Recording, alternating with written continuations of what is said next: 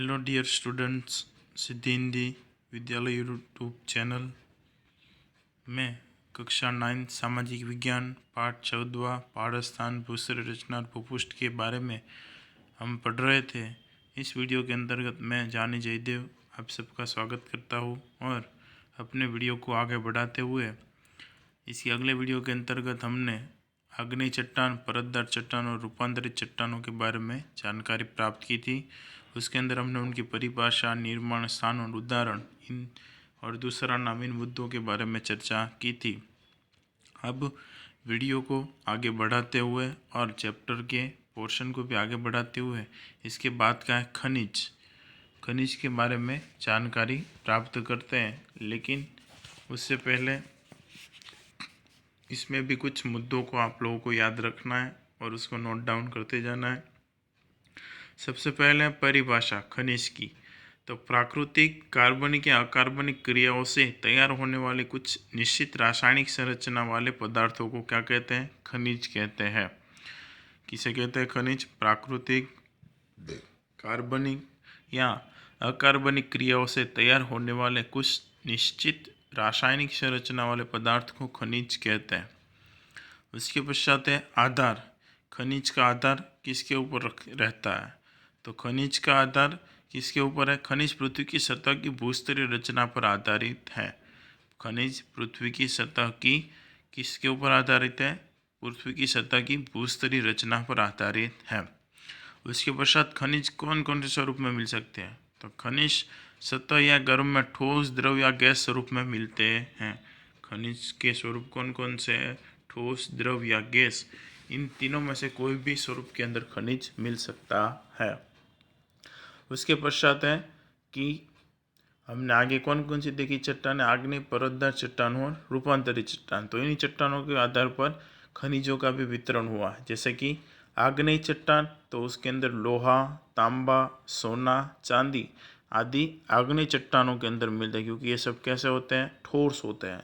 आग्नेय चट्टान का गुणधर्म कैसा है कि ये कैसा है? ठोस है आग्नेय चट्टान।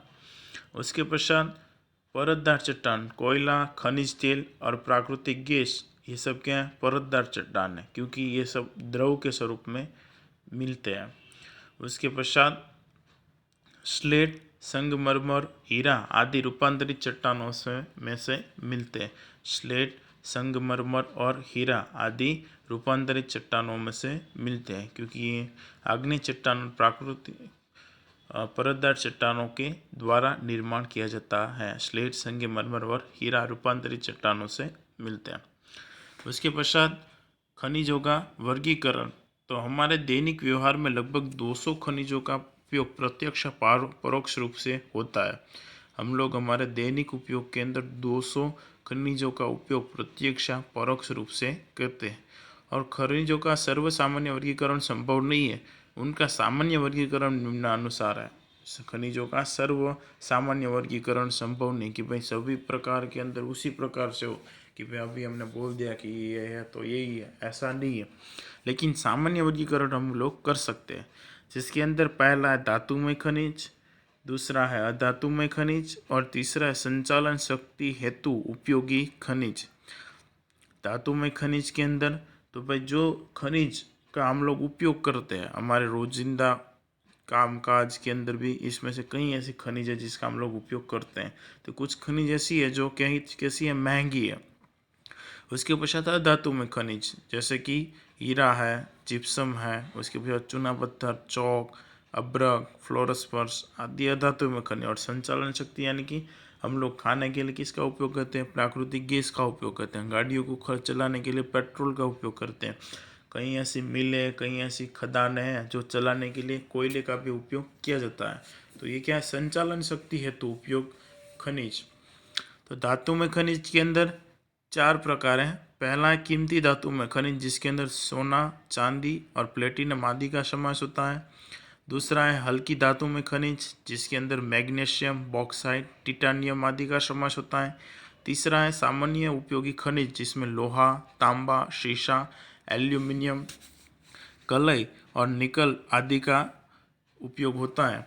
उसके पश्चात है मिश्र धातु स्वरूप में उपयोगी खनिज। तो मिश्र धातु खनिज उपयोगी खनिज के अंदर क्रोमियम, मैंगनीज, टंगस्टन, वेनेडियम आदि का समावेश होता है। तो ये 4 प्रकार है धातु में खनिज के या तो फिर धात्विक खनिज के।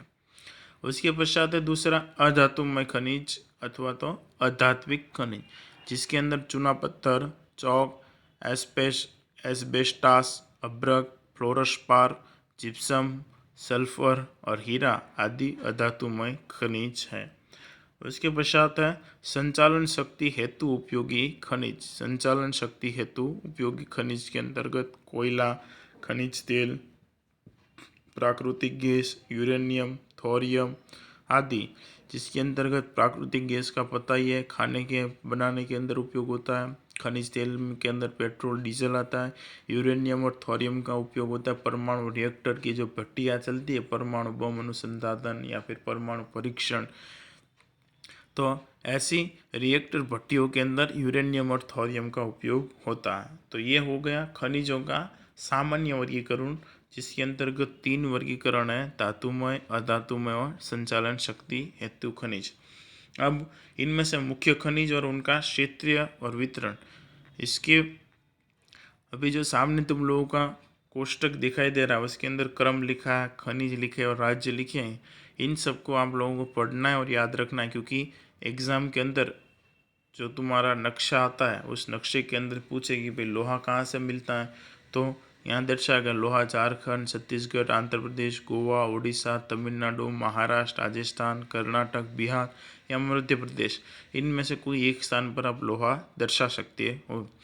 उसके पश्चात मैंगनीज पूछे तो मैंगनीज का उत्पादन कौन कौन से राज्यों में होता है, तो अथवा तो मैंगनीज कहाँ से प्राप्त होता है, तो कर्नाटक, उड़ीसा, मध्य प्रदेश, महाराष्ट्र और गोवा। उसके पश्चात तीसरा है तांबा। तांबा कहाँ से प्राप्त होता है, गुजरात, कर्नाटक, आंध्र प्रदेश, उत्तर प्रदेश, सिक्किम, मेघालय, महाराष्ट्र और पश्चिम बंगाल, इन राज्यों में से तांबा प्राप्त होता है। चौथा है बॉक्साइट। उड़ीसा, आंध्र प्रदेश, छत्तीसगढ़, महाराष्ट्र, झारखंड और गुजरात में से बॉक्साइट प्राप्त होता है। पांचवा है शीशा, तो उसके राज्य है राजस्थान, आंध्र प्रदेश, तमिलनाडु, पश्चिम बंगाल, मध्य प्रदेश, उत्तर प्रदेश, उड़ीसा, महाराष्ट्र, मेघालय, सिक्किम और गुजरात। छठा है अभ्रक, उसके राज्य है आंध्र प्रदेश, राजस्थान, बिहार, झारखंड और सातवां है चूना पत्थर, जिसके राज्य है मध्य प्रदेश, छत्तीसगढ़, आंध्र प्रदेश, राजस्थान, गुजरात, कर्नाटक और हिमाचल प्रदेश। तो ये मुख्य खनिज है और उनका क्षेत्रीय वितरण है। एक बार आपकी स्क्रीन के ऊपर दिखाई दे रहा है, थोड़े समय वीडियो को पॉज करके आप लोग इसको पढ़ सकते हैं या फिर अपनी कॉपी के अंदर नोट डाउन कर लेना। लोहा, मैंगनीज, तांबा, बॉक्साइट, सीसा, अभ्रक और चूना पत्थर और उसके राज्य उसके सामने दर्शाए गए।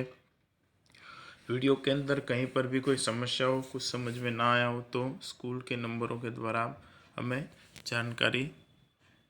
आपको जानकारी मिल सकती है।